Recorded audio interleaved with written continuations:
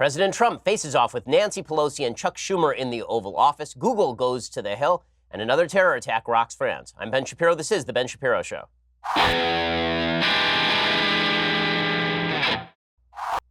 A lot of fun to be had with today's news. We will get to it in just 1 second. First, let's talk about how you can relax this holiday season. Perhaps you've been running ragged at work. Perhaps the kids are driving you nuts. Perhaps you're just stressed out or you have back pain. Well, one of the things you can do to make yourself really feel wealthy this holiday season without expending enormous sums of cash is to go check out Zeal. Zeal is the Android iPhone app, and it allows you to get a massage on demand in your home from a licensed masseuse. Just go to Zeal.com or Zeal's iPhone or Android app. That is Zeal, Zeel.com. Select from top local licensed pre-screened massage therapists. Choose your favorite technique, gender preference, time, and location for your massage. Zeal will then send one of their 10,000 licensed massage therapists with a massage table, music, and supplies to give you a 5-star massage. Scheduling, booking, payment, fast and easy. Even the tip is included. 7 days a week, 365 days a year. A Zeal massage therapist can be at your door in as little as an hour. Privacy, convenience, quality, and comfort. That's what you get with your massage on demand with Zeal. How good is Zeal? It's so good that I have used it, my wife has used it, my parents have used it, my in-laws have used it, and my sisters have used it. It is that good. Go check it out right now. Bring the spa to you. You don't have to wait in line at the spa or pay exorbitant sums of money and make a date and time with them. They come to you instead. To help you get started, our listeners get $25 off their first massage when you use promo code BEN. That's Zeal, Zeel.com, promo code BEN. Right now, go to Zeal.com, again, or that Zeal iPhone or Android app. Get a special offer when you try Zeal today. Use promo code BEN. Get $25 off your first in-home massage. It really is a fantastic thing. A luxury item that doesn't feel like you're paying luxury prices. Zeal.com, and use that promo code BEN for $25 off. Okay, so the big news yesterday, obviously, was that President Trump faced down Nancy Pelosi and Chuck Schumer in the Oval Office. Now, I'm not a fan of these sorts of meetings. I don't know, for example, why President Trump, if he wanted to meet with the leadership of the incoming Congress, didn't meet with Nancy Pelosi and Mitch McConnell. Why he met with Nancy Pelosi and Chuck Schumer. You know, Chuck Schumer doesn't have tons of power in the Senate, considering that he is still in the minority. With that said, the president did something smart. President Trump did something very smart. He said, we are going to negotiate in front of these cameras. Now, Nancy Pelosi did not want to negotiate in front of the cameras. Right? She was upset about this. She said in front of Trump, I don't want to negotiate in front of the cameras. It would just be terrible. And Trump was like, I don't care. We're doing this thing. And then they just went at each other. And that was good for President Trump, I think. So President Trump did some good things and some bad things. I mean, this was case study in good Trump, bad Trump. President Trump did some good things and some bad things. The good thing that he did was he forced the Democrats to defend their position that they would never fund a border wall, that they would not fund border security, and that, in fact, they'd be willing to shut down the government in order to prevent funding for border security, because it's pretty much the only thing Democrats don't want to spend money on. They want to spend money on federal sponsorship for lesbian dance theory in college, but they don't want to spend money on supporting our southern border needs. Right? So President Trump making them say that in front of the cameras is a very good thing. A not so good thing is when the president then says, well, you know what? I'll be blamed for the shutdown. Fine, do it. Okay, the reason being, not that Republicans should fear a shutdown. I think that Republicans have always been far too afraid of a shutdown. I don't like it when Republican politicians say things like, oh, government shutdown, it would just be so terrible. Why? We've had several of them. Has anyone died? Have people been keeling over in the streets? Was there a zombie apocalypse? Was it like Shaun of the Dead? None of that happened. Okay, it wasn't 21 days later. It wasn't people just wandering the streets in bloodlust, cannibalizing one another. It wasn't the purge when there was a government shutdown. All that happened is that a few non-essential government employees didn't go to work that day. By the way, if you're a non-essential government employee, I would suggest that perhaps you shouldn't be working in the government. All of the employees at the Daily Wire are essential. Congratulations, guys, you're all essential. But if you are not, if you were a non-essential employee of the Daily Wire, you would not be working here. I don't understand why we have non-essential employees of the federal government in the first place. And whenever there's a government shutdown, we are told by the press, by the Democrats, end of the world, people will die.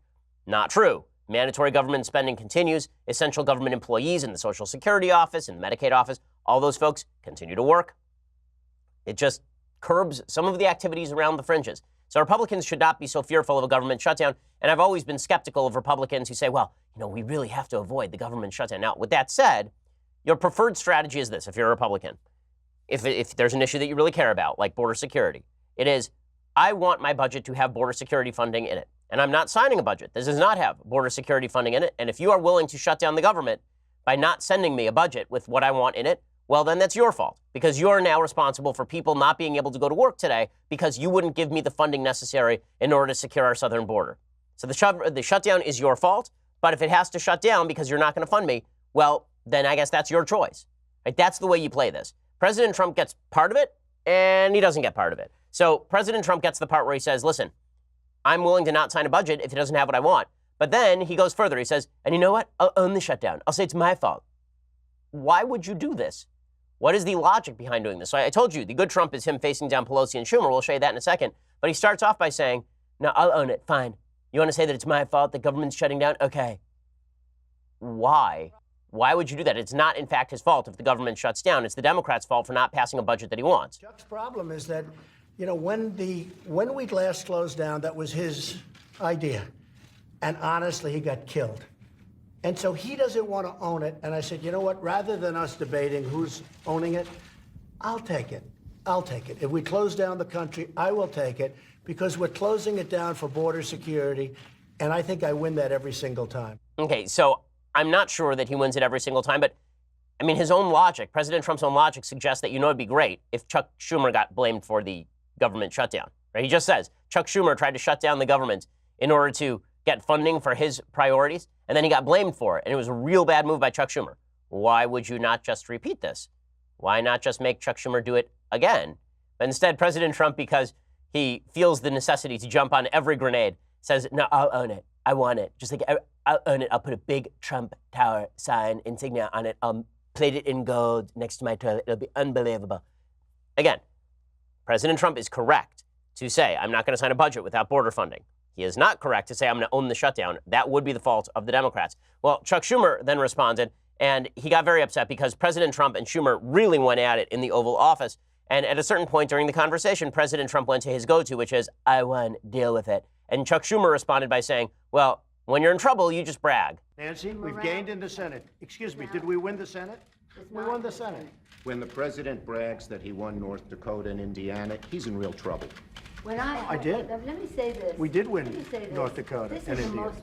I mean, so it got very contentious. By the way, Trump isn't wrong there. Chuck Schumer did a poor enough job in the Senate that his side lost seats in an election, a wave election in which they won the House vote by 8.6%. So, you know, President Trump says, and this is where he's good, he says, I won't take a deal without border security. Like, if you're going to give me a deal and it doesn't have border security, guess what? Not happening. We have a proposal that Democrats and Republicans will support to do a CR that will not shut down the government. We urge you to take it. And if it's not good border security, I It won't is take it. very good border And if it's security. not good border security, I won't take it. Okay, well, Trump is exactly right on this. So, again, I think that Trump negotiating in front of the cameras is very often his best stuff because he looks strong. He makes him look tough. And he was being tough with Chuck Schumer. A lot of the back and forth had to do with Nancy Pelosi saying, well, if you guys run the House, you guys run the Senate, why don't you just pass a budget that you guys want? And Trump saying, well, I don't have 60 votes in the Senate. And Pelosi saying, well, you could at least vote in the House. And Trump going, I don't have 60 votes in the Senate. And Trump, of course, was right about all of this. You could see who sort of won this showdown, at least in the public mind, or at least in the public eye, by how the Democrats reacted to this. So Nancy Pelosi, after this whole hubbub, she went out to the press and she was basically whining that it had gone poorly for her. And she was doing her routine from Seinfeld, the jerk store routine, where she was insulted and then she thought of a comeback 30 minutes after the insult battle ended. Here was Nancy Pelosi saying, well, you know, I'm just so nice and kind. I didn't want to tell President Trump that he didn't know what he was talking about while there were cameras there. So now I'll tell all the cameras while he's not here that he didn't know what he was talking about. We didn't want to contradict the president when he was putting forth figures that had no reality to them, no basis in fact. We have to, if we're going to proceed in all of this, have evidence-based, factual, truthful information about what works and what doesn't. I didn't want to, in front of those people, say, you don't know what you're talking about. So I'll just say it in front of you, the press. I mean, I love the casual dishonesty of the Democrats saying, well, no, I just didn't want to say it in front of Trump. The reason she didn't want to say it in front of Trump is because Trump would have whomped her, because President Trump was not going to sit there and take it. Again, President Trump in confrontational situations is at his best when those confrontations are about politics. Right? President Trump's aggression in situations like this is actually quite a good thing. Now, does it necessarily feel good to a lot of establishment Republicans? No. But this is why a lot of President Trump's base likes President Trump, is because if Nancy Pelosi sits there and fibs about border security, or if Chuck Schumer sits there and says, I don't want to talk about this stuff publicly, and Trump says, we're going to talk about it publicly, you know, that's good for Trump. I think it's good for Republicans. Again, I don't think you should say you own the shutdown and give Democrats the headline, But still, I don't think this went poorly for President Trump by any stretch. Again, Nancy Pelosi looked very angry and very upset after this meeting. She says that she told Trump to pray for biblical wisdom, always a great injunction from a woman who believes that children should be killed in the womb. I myself thought we would open the meeting with a prayer. And I told him about Solomon, King Solomon, when he was to become king of the Jews. He prayed to God. He said, how can I ever follow King David, King of the Jews? I need you to give me great understanding and wisdom, Lord. And after he prayed and prayed and prayed, God came to him and said, Solomon, because you did not ask for longevity, great wealth, or vengeance against your enemies, I will give you more wisdom than anyone has ever had, the wisdom of Solomon.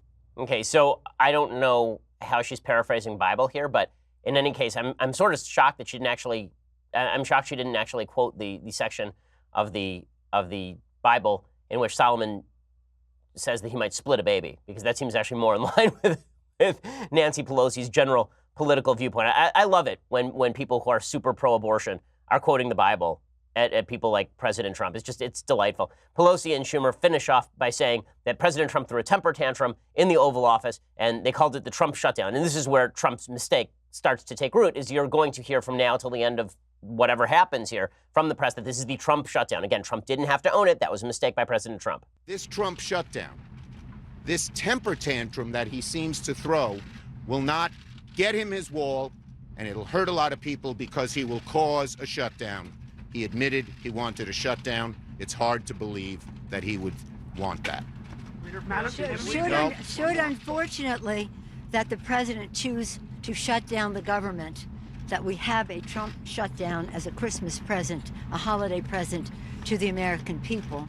Well, they're on branding. I mean, this is their routine. So when it was Congress, it was Ted Cruz's fault when the government shut down in 2013 because he was in Congress. Now it's President Trump's fault that the government is shutting down when he's not in Congress. Weird how the media always try to spin it as a Republican shutdown of the government, even when Democrats are pretty obviously shutting down the government. Again, President Trump did not help here particularly a lot. We're going to get to Nancy Pelosi's final shots at President Trump in just 1 second. First, let's talk about the fact that at some point in the future, hopefully long time from today, you're going to plot. You're going to occupy that mahogany condo. And you want to make sure that your family is insured. You want to make sure that your family has the money to take care of themselves, that they're not going to simply bury you in a pauper's grave like Mozart, that you're not going to be lost to the history, that you can buy yourself a really nice mausoleum and the whole thing. You want to make sure that you got all those things. And life insurance can make sure that you have all of those things. But you don't want to think about death or life insurance, which is why you ought to go to Policy Genius right now. It's the easy way to get life insurance. In minutes, you can compare quotes from top insurers to find the coverage you need at a price you can afford. From there, you can apply online, and the unbiased advisors at Policy Genius will handle all the red tape, leaving you free to do the things you actually enjoy doing.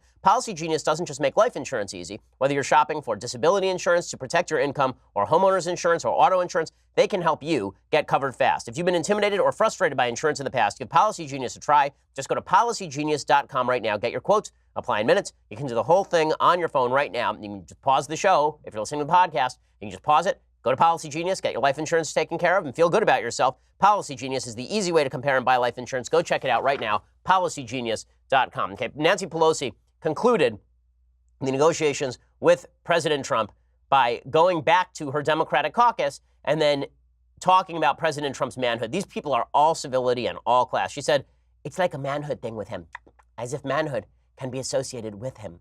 And then she said of the conversation with Trump, it goes to show you, you can get into a tinkle contest with a skunk. You get tinkle all over you. That's some weird verbiage. A tinkle contest with a skunk. You get tinkle all over you. Well, I guess when you are 1,000 years old, this is the kind of language that you use to describe a political club fight in the Oval Office. Again, here's the point. Democrats don't want to fund President Trump's priorities on the border. The question we should be asking ourselves is, why do they not actually want to be funding these border priorities? We're not talking about a lot of money. We're not talking about a great deal of expenditure. We're not talking about something impossible or crazy. It is not impossible or crazy to ensure that our border is secure. President Trump is talking about $5 billion. I mean, the government spends that about every 5 seconds. The fact that Democrats are trying to suddenly skimp on border security should be telling you something about their actual priorities. And I think President Trump knows that, which is why President Trump is pushing on this particular subject and pushing very hard on this particular subject. I don't think he's wrong to do it. And I think that now that he's got Democrats in the majority in the House, at least incoming, he has the ability to at least cast aspersions at their willingness to protect our southern border, which should be of serious concern. It should be of serious concern who crosses that border. Apparently, we've been arresting thousands of people every day crossing that border. Securing the border seems like a no-brainer. Trump knows it. The American people are in favor of it. And the fact that Democrats are willing to let people go unemployed for the holidays because they won't fund a border wall is pretty astonishing.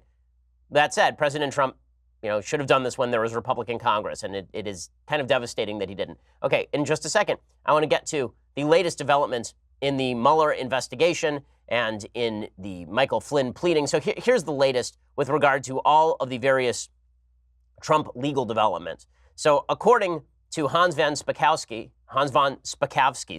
over at the Daily Signal Heritage Foundation, he talks about the possibility that President Trump will be indicted. So this entire week, a lot of last week, thanks to Michael Cohen's plea agreement and thanks to the Southern District of New York's sentencing memo, there's been a lot of talk the President of the United States is going to be indicted for campaign finance violation. Hans von Spakovsky makes the case that President Trump cannot be indicted for campaign finance violation because Michael Cohen didn't actually commit a campaign finance violation. Here's what Spakovsky says. He says, in fact, neither the Federal Election Commission, which is an independent agency tasked with enforcing the Federal Election Campaign Act, nor its former commissioners would likely agree with the over-aggressive view that the Southern District is taking. Indeed, the Southern District's aggressive stance on this issue might have violated the Justice Department's own policy. Why? Well, the initial claim is that Michael Cohen used money from his pocket to pay off Stormy Daniels and was reimbursed by President Trump in order to avoid disclosure issues in campaign finance. That basically this was an in-kind contribution to President Trump in the amount of $130,000 that was never reported to the FEC and surpassed all campaign finance limits. But Robert Khuzami, who's the acting U.S. attorney standing in for Jeffrey Berman, who's recused himself from the Cohen case, says in the government's sentencing memo that Cohen committed a campaign finance violation by arranging payments from corporations to two women. Women 1 and Woman 2, that'd be Karen McDougal and Stormy Daniels, who claimed they had affairs with Trump in order to buy their silence. Cohen eventually invoiced the Trump organization for the Daniels payment. Khuzami asserts these were illegal corporate contributions to the Trump campaign because they were made with the intent to influence the 2016 presidential election. But there are a lot of problems with this claim. First, his theory that anything intended to influence an election is a campaign-related expense fails to take into account the statutory limitation on this definition.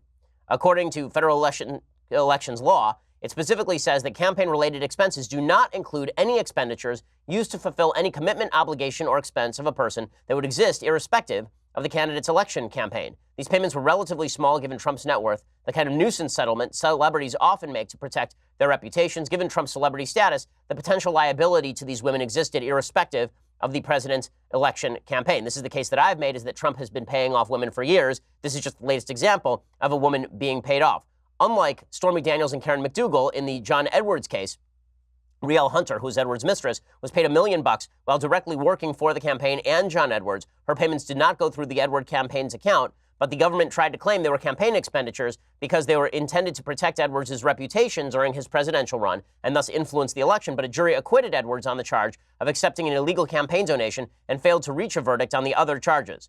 The fact that a jury didn't convict Edwards wouldn't ordinarily mean the government didn't have a viable claim, but Edwards had two former chairmen of the FEC on retainer who were prepared to testify that such payments to a mistress are not actually campaign-related expenses. So this is the affirmative case being made by Hans von Spakovsky as to why President Trump cannot actually be prosecuted in terms of violation of campaign finance. Now, in other President Trump legal news, the incoming New York Attorney General has now said that she is interested in prosecuting any and all members of the Trump family.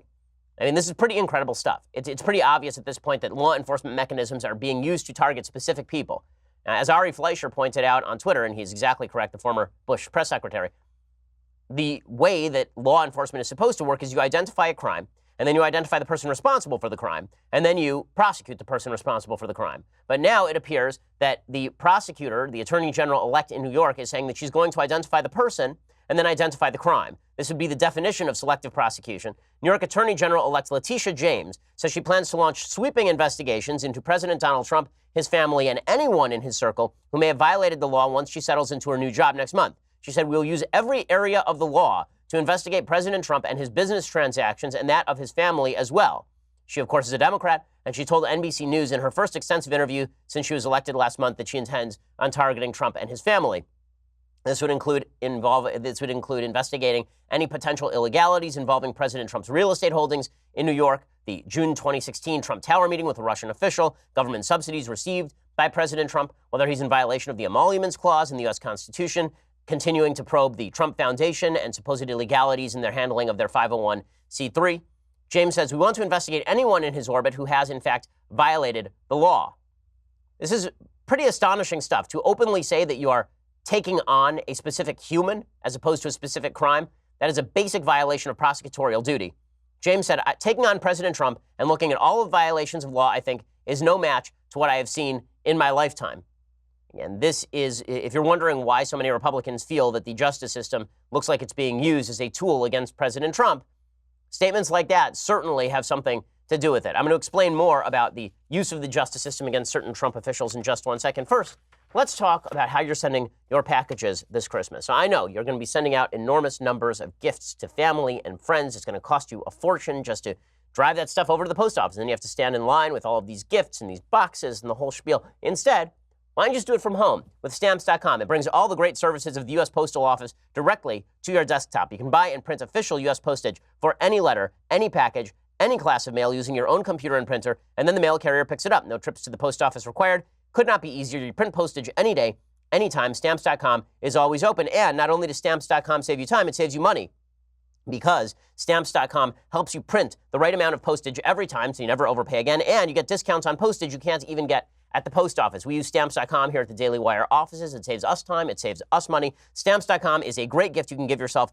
this holiday season. Right now, you can get a special deal with Stamps.com that includes a 4-week trial plus postage and a digital scale without long-term commitments. Doesn't get much better than that. Go to Stamps.com, click on the microphone at the top of the homepage, and type in promo code Shapiro. That is Stamps.com. Again, enter promo code Shapiro, and when you do so, you will get that special deal, a 4-week trial plus postage and a digital scale without long-term commitments. Go check it out right now, Stamps.com. Again, use that promo code Shapiro for the special deal. The services of the post offices direct at your fingertips. Just fantastic stuff. Go check it out right now. Stamps.com, promo code Shapiro. Okay, meanwhile, the FBI, there's a new memo out that shows that the FBI recommended that Michael Flynn, who you will recall was prosecuted by the Department of Justice, that he not have a lawyer present during his interview and did not warn him that his statement would have consequences. So according to a memo from former FBI Deputy Director Andrew McCabe, the interview that ultimately led to Michael Flynn's guilty plea on one count of making false statements, this is where Michael Flynn said he had not talked with the Russians during the transition,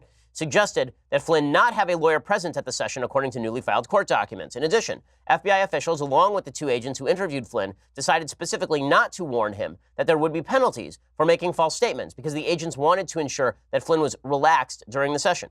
The new information was drawn from McCabe's account of events, plus FBI agents' write-ups of the interview, the so-called 302 report. It's contained in a sentencing memo filed Tuesday by Flynn's defense team. Citing McCabe's account, the sentencing memo says that shortly after noon on January 24th, the 4th day of the new Trump administration, McCabe called Flynn on a secure phone in Flynn's West Wing office. The 2 men discussed business briefly, and then McCabe said he felt that we needed to have 2 of our agents sit down with Flynn to discuss Flynn's talks with Russian officials during the presidential transition. McCabe, by his own account, urged Flynn to talk to the agents alone without a lawyer present. I explained I thought the quickest way to get this done was to have a conversation between Flynn and the agents only, said McCabe. I further stated that Lieutenant General Flynn wished to include anyone else in the meeting, like the White House counsel, for instance, that I would need to involve the Department of Justice. Flynn stated this would not be necessary and agreed to meet with the agents without any additional participants. Within 2 hours, the agents were in Flynn's office. According to the 302 report quoted in Flynn's sentencing document, the agent said Flynn was relaxed and jocular and offered the agents a little tour of his part of the White House. The agents did not provide General Flynn with a warning of the penalties for making false statements under 18 U.S. Code 1001 before, during, or after the interview, according to the Flynn memo. According to the 302, before the interview, McCabe and other FBI officials decided the agents would not warn Flynn. It was a crime to lie during the FBI interview because they wanted Flynn to be relaxed and they were concerned that giving the warnings might adversely affect the rapport. Now, is that bad behavior by the agents?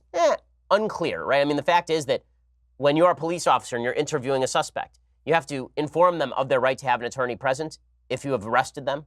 But if you're just bringing a witness in for questioning, then you don't actually have to warn them of the possibility of lying to the police being a crime, right? You just have to, you just have to interview them. So that's the basic rule is that if you're not in detention, then you don't have a right to an attorney under domestic United States law.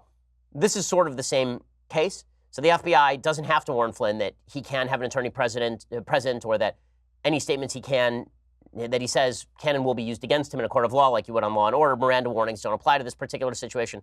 That said, does it sound a little bit dishonest for the FBI to have brought in Flynn under the auspices of we're having a friendly little conversation and then sandbag him with false charges? Yeah, especially when you get him on something as minor as he talked with the Russians in the middle of the transition, which is not in and of itself criminal activity. This is why a lot of folks are upset today. Again, I think the upset is a little bit overwrought, but I understand why folks think that the same thing would not have been done to any Obama officials, for example. Now, meanwhile, there was a terrorist attack in France, another one, and it did not make global headlines in the same way that terrorist attacks have in the past. The reason being that we are getting used to this, unfortunately. According to the Daily Mail, at least 3 people were killed, 13 others injured when a gunman opened fire at a Christmas market in Strasbourg, northeastern France, on Tuesday evening. Police identified the gunman as Sheriff Chekat, a Strasbourg-born 29-year-old who has a criminal record and is a designated threat to the state on the Security Services watch list. A manhunt is now underway for Chekat, who managed to flee the scene in a hijacked taxi after being wounded in a shootout with soldiers. And President Emmanuel Macron has raised France's terror level. The carnage unfolded just after 8 p.m. local time outside the historic Christmas market in Strasbourg's central square, Place Kléber, one of the busiest areas in the city, which is also home to the European Parliament. 4 of the people injured were still fighting for their lives. 6 others seriously hurt. Witnesses described one of the victims as a male Southeast Asian tourist who had been shot in the head. The guy apparently was on the terror watch list. So this person was known to police. I don't know why the Europeans have this terror watch list where apparently you only appear after you've committed an act of terror, and then we apparently worry about it. He was on the terror watch list, and apparently while he was shooting, he said the magic words. He said Allahu Akbar while he was shooting. Motive still unknown. So that's always exciting, is when you hear that somebody shouts Allahu Akbar while shooting people, and we still have motive unknown. So the source, police source, said security forces had opened fire in an area of the city where the suspect was thought to be hiding. The source did not give the address. It was unclear if the shooter had been located. So good stuff.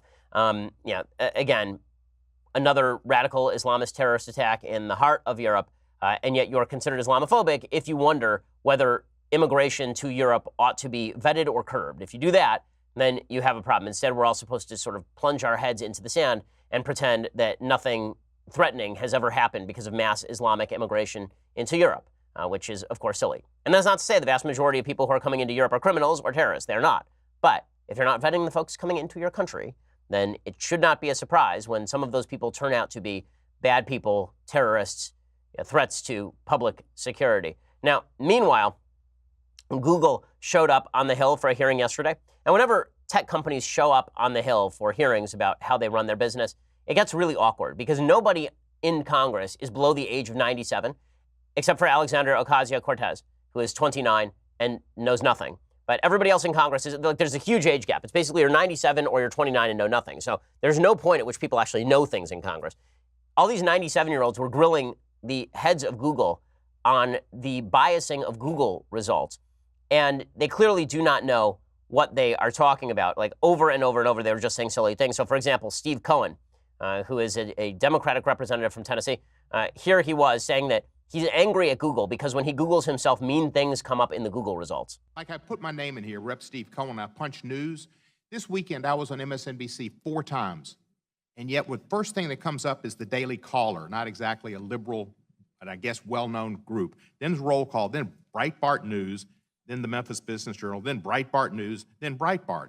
So it looks like you are overly using conservative news organizations on your news. And I'd like you to look into overuse of conservative news organizations to put on liberal people's news on Google. Okay, maybe the only people who give a crap what Steve Cohen says are people on the right because the left basically ignores them. Now, Cohen was saying this because there were folks on the right who were claiming that Google was biased against conservatives in a lot of its search results. Now, we here at the Daily Wire know that Google is biased against conservatives in some of its search results. There was a while there where Google had an app, basically. It had a section of its website where if you searched Daily Wire, then all the results from a left-wing fact-checking organization came up on the right side of the page. And it did the same thing for the Daily Caller. It did the same thing for the Federalist. It did not do the same thing for any left-wing website. It did not fact-check any of their stories and show how dishonest those websites were. And by the way, over at Daily Wire, when we make mistakes, we make corrections to those mistakes, just as any other news organization would. But nobody in Congress seems to understand exactly how all of this works. And so the members of Congress simply suggest that Google is absolutely neutral. Google has no bias whatsoever. In a second, we're going to talk a little bit more about that and why that simply is not true. First, let's talk about your Second Amendment rights. So when the founders crafted the Constitution, the first thing they did was to make sacred the rights of the individual to share ideas without limitation by the government. The second thing the founders did was make sure that you could protect those rights in armed fashion. Bravo Company Manufacturing was started in a garage by a Marine vet more than 2 decades ago to build a professional-grade product that meets combat standards. BCM believes the same level of protection should be provided to every American, regardless of whether they are a private citizen or a professional. BCM is not a sporting arms company. They design, they engineer, and they manufacture life-saving equipment. They assume that every rifle leaving their shop will have to be used in a life-or-death situation by a responsible citizen or a law enforcement officer or a soldier overseas. I believe in the Second Amendment not because I'm a hunter. I'm not. I don't believe in the Second Amendment because I like sport shooting, because I don't really have time. I believe in the Second Amendment because I want to be able to protect myself and my family and my values and my country. And that's what BCM believes too. Every component of a BCM rifle is hand-assembled and tested by Americans to a life-saving standard. They feel a moral responsibility to provide tools that will not fail the user when it's not just a paper target, but God forbid, somebody coming to do harm. To learn more about Bravo Company Manufacturing, head on over to BravoCompanyMFG.com, and you can discover more about their products, special offers, upcoming news. That's BravoCompanyMFG.com. If you need more convincing, go check them out over at YouTube.com/BravoCompanyUSA. When you do, then you can see all of the great products and services they provide. And also you can see the cool guys who founded the company. It's really awesome. Find out more about BCM again, youtube.com/BravoCompanyUSA, or check them out at BravoCompanyMFG.com. Really, they are spectacular. Go check them out right now. Okay, well, I do want to talk more about Google's bias. Also, a piece in the Washington Post suggesting that I should not actually speak at the March for Life, and a piece at Vox suggesting that women have better sex under socialism, which is why women are prostituting themselves in Venezuela, I suppose. We'll get to all of that in just a second. First, you're going to have to go subscribe over at Daily Wire. You get the rest of this show live, Cleveland Show live, Michael Knowles' show live, and come January, 2 more hours of me every day behind the paywall. So if you love the show, but you want more in-depth exploration, or things break later in the day, you want to check it out. Go check it out right now. $9.99 a month, $99 a year for all of those aforementioned glories, plus this, the very greatest in beverage vessels. Look at this. Look at this massive piece of vesselware. It is just spectacular in the best, the most beautiful, unbelievable, unreal, great. Go check it out right now.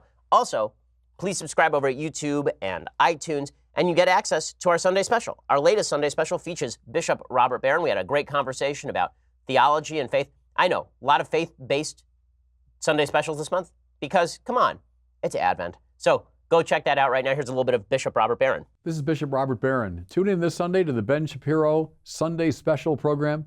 We talk about lots of interesting things, from God and religion, society to morality. I think you'll find the conversation really interesting.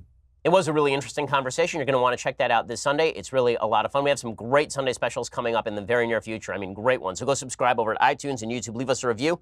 We always appreciate it. We are the largest, fastest growing conservative podcast in the nation.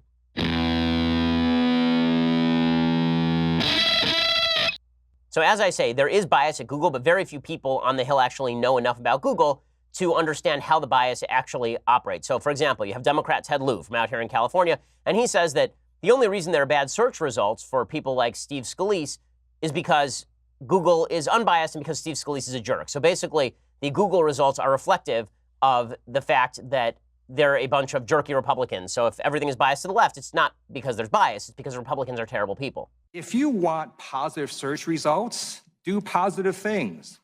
If you don't want negative search results, don't do negative things. And to some of my colleagues across the aisle, if you're getting bad press articles and bad search results, don't blame Google or Facebook or Twitter.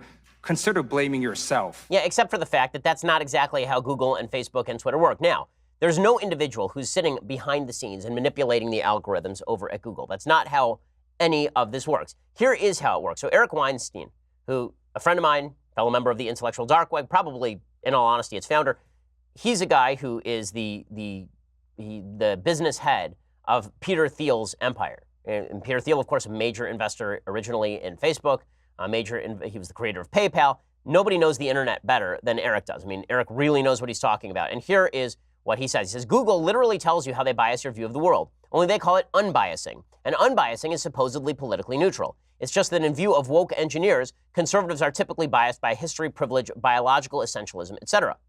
And so he says of Google CEO Sundar Pichai, he says, do you unbiased, these are questions he would ask, do you unbiased searches you think are biased under an internal fairness initiative?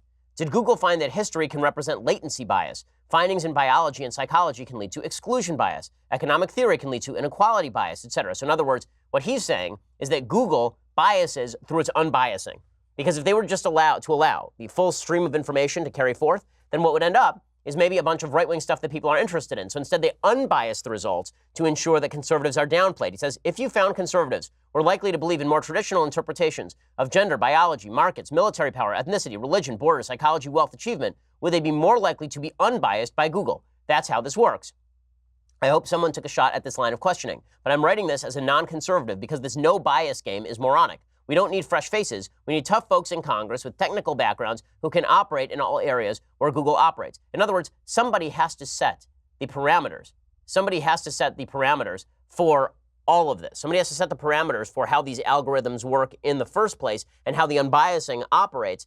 And Google is doing so in biased fashion, as Eric says. And the fact that folks in Congress don't really get it is pretty astonishing. By the way, there is some pretty solid evidence of bias inside Google. Representative Matt Gaetz of Florida, he slammed the bias at this hearing yesterday at Google. I would strongly suggest that one of the crisis response tools that you use is in an investigation into the discourse of your employees on resisting the Trump presidency, resisting the Trump agenda, and then smothering some of the conservative outlets that seek to amplify that content. Okay, and I think Matt Gaetz is not completely wrong about this. Now, a piece of breaking news that I didn't get to earlier. Breaking news is that Michael Cohen has now been sentenced to 3 years in prison for campaign finance violations. The idea here is that he, again, was ordered to commit these campaign violations at the behest of President Trump.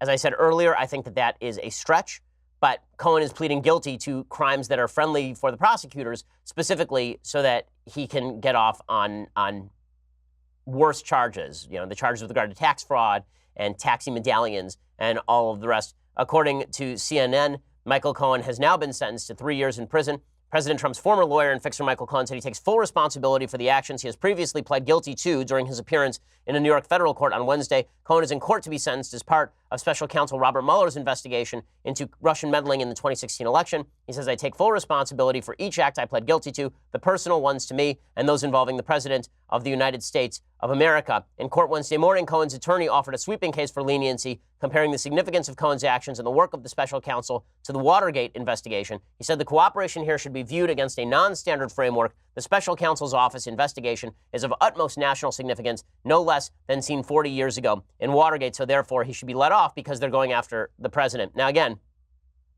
critics of the prosecution here are going to say that Cohen didn't actually commit a campaign finance crime. Even if he did commit a campaign finance crime, it now has to be established that he did so at the behest of President Trump, and that Michael Cohen is basically pleading guilty because he was guilty of a bunch of other ancillary crimes, and that therefore he is pleading guilty to these ones specifically in order to get off on other ones. Suffice it to say, this is not good news for the President of the United States. During his remarks, Cohen addressed the president's comment referring to him as weak, but said it was for a much different reason. Cohen said, quote, recently the president tweeted a statement calling me weak, and it was correct, but for a much different reason than he was implying. It was because time and time again, I felt it was my duty to cover up his dirty deeds. He said his action stands in, this is the attorney for Cohen, his action stands in profound contrast to the decision of some others not to cooperate and allegedly to double deal while pretending to cooperate. In addition to the disclosures from the U.S. Attorney's Office in Manhattan about Trump's participation in payments to silence women, Mueller also supplied fresh revelations on the president on Friday, disclosing new information on a set of efforts to communicate between Trump, his associates, and the Russian government, according to CNN. They try to quote Cohen as saying that he was meeting with Russian government officials, but again, none of that is necessarily illegal. So the net seems to be tightening around President Trump here, although, again, I think there's a pretty solid case to say that President Trump is not guilty of a criminal enterprise. There's no question that within the next month, there's going to be serious talk in Democratic circles about whether to move forward with impeachment of President Trump. And this is going to bring up a lot of questions about whether President Clinton should have been impeached. He was impeached for obstruction of justice and perjury. He was not convicted in the Senate on either of those charges, but he was impeached on that basis. And if President Trump is to be gotten on any basis, it will be on very similar auspices to how President Clinton was impeached in 1999. He was actually impeached in 98, and then he was acquitted by the Senate in 1999. So in just a second, I'm going to get to the dumbest stories of the day. I also want to get to the new 2020 frontrunner. So there's a poll out yesterday, and it suggests this MoveOn.org poll of progressive leftists.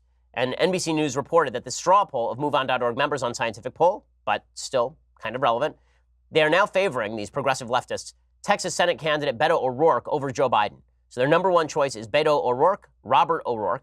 Some 29% of respondents said they didn't know who they wanted, but O'Rourke has seized a narrow lead with 15.6% of respondents, followed by former Vice President Joe Biden at 14.9% and Senator Bernie Sanders at 13.1%. Elizabeth Warren way down in the pack. Warren looks like she has lived past her sell-by date. And the same thing is true of Bernie Sanders. It looks like Bernie Sanders has lost a lot of the enthusiasm that carried him forward in 2016 when the MoveOn.org crowd, they were all Bernie bros. Now it looks like they're going to be Beto bros. Look, Beto is the most dangerous candidate in the Democratic field. He's the person who you have to look out for. The press loves the guy, and there are three basic pillars of the Democratic Party at this point. The intersectional coalition, all of these various pandered to minority groups that are essentially being told by the Democratic politicians that they ought to be privileged in American society because of a past history of victimization. O'Rourke panders to those people. He panders to those people by suggesting, when I say those people, I don't mean actual members of minority groups. I mean that he is pandering to politically active progressive leaders who consider themselves part of this intersectional coalition. He's pandering to a lot of those folks specifically because by saying things like the criminal justice system is inherently biased and racist. This sort of stuff you have to say if you actually want to succeed with the intersectional coalition. He also has to appeal to the mainline Democrats, and he has to appeal to the progressive. MoveOn.org is the Bernie Sanders wing of the party. They like Beto. The intersectional coalition likes Beto. The mainstream Democratic Party likes Beto because O'Rourke is smart enough that he was never a member of the Congressional Progressive Caucus. Instead, he joined the New Democrat Coalition, which was a centrist caucus with Clintonian views, according to Social Democratic columnist Elizabeth Bruning. He's been rather mild on climate change issues, at least for the radical left. And of course, he's being upheld by the media. I think that at this point, O'Rourke would be a fool not to run for president. He's still got bank from his last election cycle, and he's got a lot of momentum, and people are looking for a fresh face. He is young, the media love him, and he is also combative. So, he's a dangerous candidate, and pretending that he is going to simply fade away into the horizon, I don't think is accurate in any way. Now, meanwhile, the stupidest stories of the day, there is a piece in the Washington Post today about me headlining the March for Life. There's a piece by a guy named Charles Camozzi, who's the head of Democrats for Life, which means he's the only member of Democrats for Life because there are like 3 Democrats for Life. Now, again, I think there are a lot of people who vote Democrat who may be pro-life. I can't imagine why. Maybe they found the one representative who is somewhat pro-life in the Democratic Party. But the Democratic Party as a whole is a pro-abortion party. There's no question about this. They are radically pro-abortion. In every available case, they are radically pro-abortion. But this guy, Charles Camozzi, says I should not speak at the March for Life. I'm keynoting the March for Life in early January. Very much looking forward to it. He says that the biggest problem with the March for Life has to do with the near total lack of huge name promoters as the anti-abortion movement continues to be the third rail for American celebrities. That's about to change. In a few weeks, the march will be keynoted by a genuine superstar, Ben Shapiro. Well, thank you. The 34-year-old Orthodox Jew from Southern California hosts the most popular conservative podcast in the country. A pre-election special he did this fall was one of the most watched shows on cable TV the day it aired. His Daily Wire opinion news website boasts 140 million page views per month. And this guy says that many in the pro-life movement will consider this a huge get, not me. Despite Shapiro's star power and stature, I consider his appearance a serious mistake for the march, one that will move us even further from being understood as a broad-based human rights movement we need to embody in order to go from fringe to mainstream. The idea being that I am a partisan Republican or a conservative, an open conservative, and therefore it's bad for me to speak at the March for Life. So this is what he says. Trump is a buffoon, but Shapiro is helping to form the imagination of many millions of young conservatives. He also has deep relationships and regular exchanges with pro-choice members of the intellectual dark web and is one of the few pro-life public figures who is taken seriously outside the pro-life movement itself. Though I disagree with Shapiro about 60 to 70% of the time, I listen to his entertaining show regularly and consider him a very important voice for vulnerable populations. His commitment to argument and evidence represents the only chance those who lack power in our culture have to get their interests taken seriously. So what's the problem? The problem is that I'm going to be doing the podcast live, and that because the podcast is politically oriented, this is going to alienate Democrats. Honestly, if you're more alienated by my Republican politics than you are by the pro-choice movement, or if you feel that I can't be a good promoter of pro-life beliefs, that if you believe I can't be a good promoter of pro-life beliefs because I am a conservative, then I would suggest that you're making a very large mistake. When folks on the left say something that is right, it is my job to give them credit for saying something that is right. And when I say something that is pro-life and correct, Seems to me pro-life Democrats should be on my side, and it's not my job to pretend that the Democratic Party has played an innocuous role in the pro-choice versus pro-life debate. Okay, let's get to some things that I like and then some things that I hate. So, things that I like. I have to show you this. So I will acknowledge, I love magic.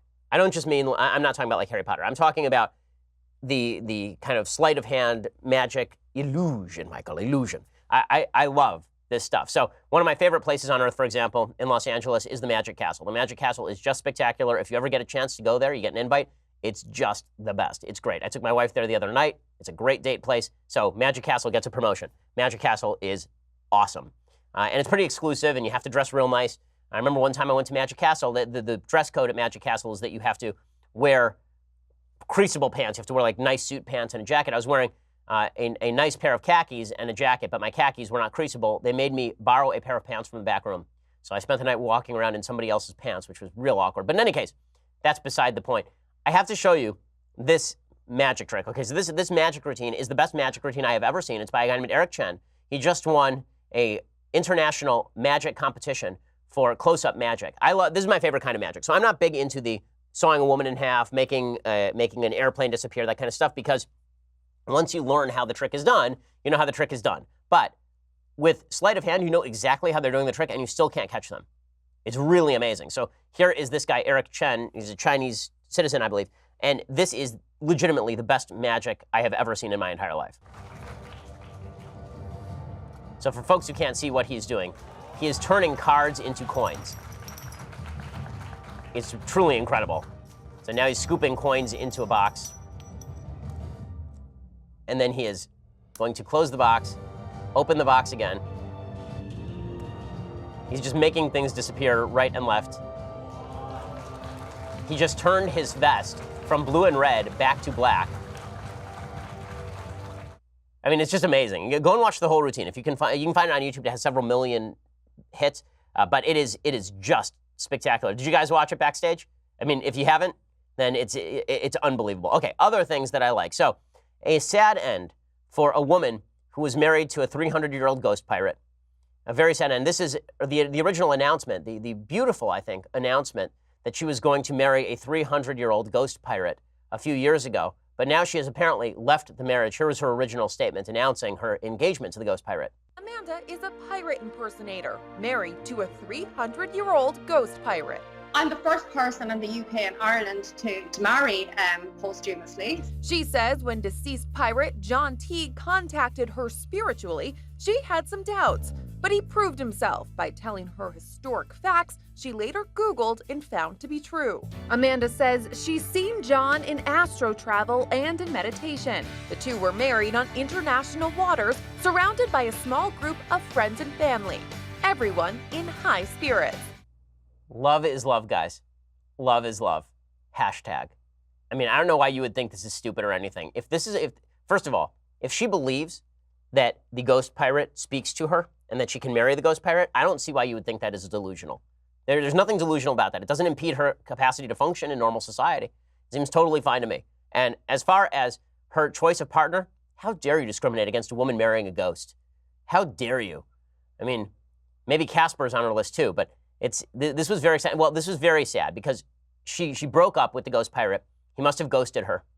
At a certain point, he just decided she was no longer his boo. As Matt Walsh correctly stated, it was sad because they really thought they were soulmates. So very, very sad stuff. Amanda Sparrow Teague wrote on social media, she changed her name to a dead pirate's name. Yeah, this is a healthy person. She wrote, "So I feel it's time to let everyone know my marriage is over." I guess that she found it unsatisfying for some reason. She said, "I will explain all in due course, but for now, all I want to say is be very careful when dabbling in spirituality. It's not something to mess with." Well, I guess, when you mess around with ghosts, then your aura ends up slimed. Very, very weird stuff. So, good stuff. Teague said, "Growing up in Ireland in my era, you were taught that if a man bedded you, he should wed you. I knew from my research that spiritual marriage was a thing. So it was more me that wanted to get married than him. He would have been happy, like most men, with just sex." Because she says that apparently she was having sex with her ghost partner. The apparition began on a happier note in 2014 when she says she suddenly felt the spirit's energy with her in bed. She told the Daily Star the spirit sat with her while she watched TV and drove her car, and then she started developing strong feelings toward it. All right. It's worth noting that in the Pirates of the Caribbean franchise, by the way, the character of Edward Teague was played by Keith Richards and is the father of Jack Sparrow. So presumably his actual full name, Jack Sparrow, would be Jack Teague. So she just has I guess that she just really likes Johnny Depp a lot, like Faye Johnny Depp. So a sad end to a meaningful relationship. And I guess that, we should all mourn. I mean, let's be real about this. When someone's heart breaks over marrying a 300-year-old fake ghost and they have to break up, and then when all of your hopes and dreams just sort of disappear for no reason, then you have to wonder whether life can go on as it did before. What happens under the bedsheet stays under the bedsheet. Okay. Meanwhile, other things that, so let's do a couple of things that I hate. Okay, thing number one that I hate, Sean Illing, who is actually a nice guy. He writes over at Vox.com, which, as I say very often, is a repository of extreme stupidity. Sean Illing has an interview with a woman named Kristen Godsey, and it is titled, Why Women Have Better Sex Under Socialism, according to an anthropologist. Yes, I am sure women had better sex. Is it the tyrannical domination that they really like, or is it the forced redistribution of income? According to a new book by Kristen Godsey, an anthropologist at the University of Pennsylvania, she argues that women have better sex under socialism. If that sounds strange to you, consider this. A survey of East and West Germans after reunification in 1990 found that Eastern women, the socialist side of Germany during the Cold War, has twice as many orgasms as Western women. What in the world accounts for such a wide gap? According to Godsey, it's about social safety nets. If, she argues, you build a society that supports women and doesn't punish them for having children or devalue their labor, it turns out they'll be happier and have better sex. Except for how that is a lie, except for how all the people in the West, in Europe, at the time that this was happening, were living in democratic socialist states with extraordinarily strong safety nets and a serious focus on gender inequity. Maybe it's because marital rates were actually higher in places like the Soviet Union than they were outside places like the Soviet Union. Because it turns out that inside the Soviet Union, marriage out of wedlock was actually not something that these empires really liked a whole hell of a lot. The line between social safety nets and better sex is blurrier than the title of the book implies, says Sean Illing, meaning it doesn't exist. But there are some interesting ideas here, and to her credit, Godsey doesn't reduce everything to a simplistic choice between capitalism and socialism, nor does she call for a return to Soviet-style communism. Her book is really about using socialist principles to offset the gender inequities in capitalist societies. Again, I think that if you really believe that women in the Soviet Union were having better sex because they were in the Soviet Union, it's worked out great in Venezuela. Obviously, working out everywhere. I mean, using the Soviet Union as the example, you would figure that if you were going to write this book, you'd at least say, women in Norway are having better sex, right? Isn't Norway the new hot socialist country, even though it's not really socialist? But using the Soviet Union means I get to use Venezuela and Cuba as examples. So if you're now using the Soviet Union as a place for great sex, how's Commie China working out? How about Venezuela? You think women are happier in these places? I think not. In Venezuela, unless they're eating stray dogs and then getting down, I'm having a feeling not so great over there. Also, these are all self-reporting surveys. It turns out that self-reporting surveys in the Soviet Union may not reflect reality. Who would have thought? Okay, so there's that. Meanwhile, another thing that I hate today, there's a guy whose name is Chad Felix Green. He's a conservative, and he wrote a piece for The Federalist talking about being gay. He says, the stigma against my conservative politics is worse than the stigma of being gay, meaning that he is treated worse online for being conservative than for being homosexual. Well, there's a piece today by a woman named Lauren Thiessen called Conservative Gays Need to Shut the F Up. So proving Chad Felix Green's thesis that it is worse to be a conservative than to be gay in social media, she says, that's good news, right? I mean, in a utopian society, nobody would much care who other people prefer to F or fall in love with, but everyone would care deeply about the laws and policies that would actually impact the world. So our hypothetical utopian folks wouldn't bat an eye at two men sharing a kiss, but would likely get pretty pissed if someone came around advocating the use of tear gas against people in need, or death for sick people who don't have the money to pay for treatment, or killing machines for everybody. So in other words, it's good that Chad Felix Green feels more discriminated against for his conservatism than for his homosexuality. It's a good thing. So at least they're owning it. At least folks on the left are now owning the fact that they're discriminatory and terrible. So that's exciting stuff. Okay. And the final thing that I hate today, we're going to do a piece of deconstructing the culture. So we haven't deconstructed the culture in a while. When we deconstruct the culture, we take a piece of popular culture and we look at the messaging in that piece of popular culture that you may not have been listening to. Because very often when they play a song on the radio, you may not catch the lyrics, you may not be seeing the music video. Well, our intrepid producer, Senya, sent me a piece that she got from the Googles about the 10 hottest music videos of 2018. Suffice it to say, replete with stupidity. And I had to stop when I saw Janelle Monáe's Pink, spelled P-Y-N-K, because we can't spell things correctly anymore because that's uncool. Janelle Monáe is the feminist of the day. She is a feminist nouveau. She is bisexual. And she says that feminism is all about the female genitalia. Now, I have to acknowledge that it used to be. I love that we live in a society where the subtlety of baby, it's cold outside, which is basically how a lot of wooing goes on, right?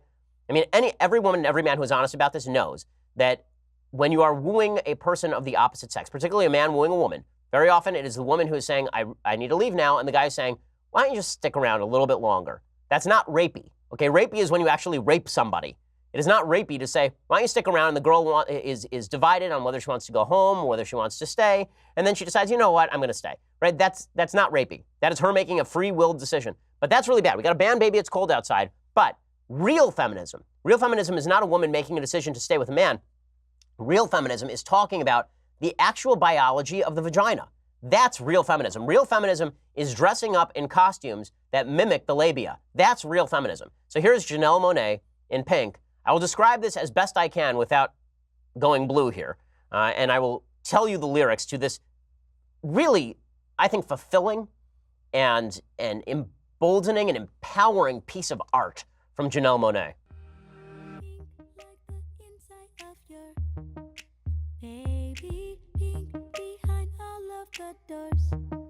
Crazy pink like the tongue that goes down.